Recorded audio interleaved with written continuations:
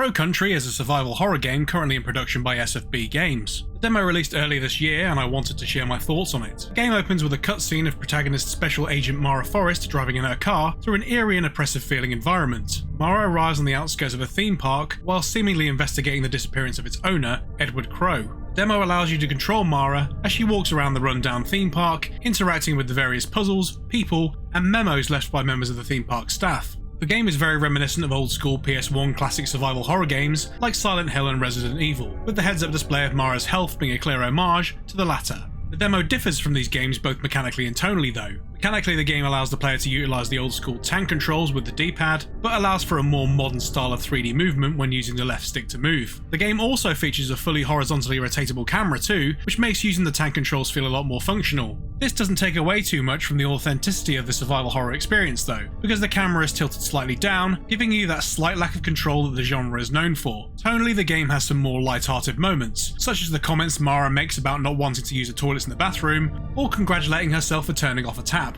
Graphics are also a little more cartoon-like than those earlier titles. Whilst on the face of it, these things might seem off-putting, they actually add to the experience. A few jump scares littered through the demo felt all that more shocking and scary due to the false sense of security that the game had lulled me into with its more quirky tone. The puzzles are definitely designed around this game's mechanics, as you are encouraged to explore and move the camera to find items, and memos which help you piece together the mystery and give you hints at what to do next. If you get stuck, there's also this fortune teller machine which gives you strong hints of what to do. This was a welcome addition, as I found myself using this early on to get myself in tune with the logic of the puzzles. It was also nice knowing I had something to fall back on if I really exhausted all my apparent options. The only thing that felt a little jarring to me was the combat. It was very difficult to move and shoot at the same time, which was what my natural instinct drove me to do. This, however, didn't end up being too much of a problem because the enemies didn't move fast, and there were multiple locations to pick up bullets if I completely ran out. The demo also throws a lot of healing items your way, so it doesn't feel too much like survival horror, but more like mystery horror. It seems the more emphasis has been put on the eerie park environments and piecing together the hints you are given than combat itself.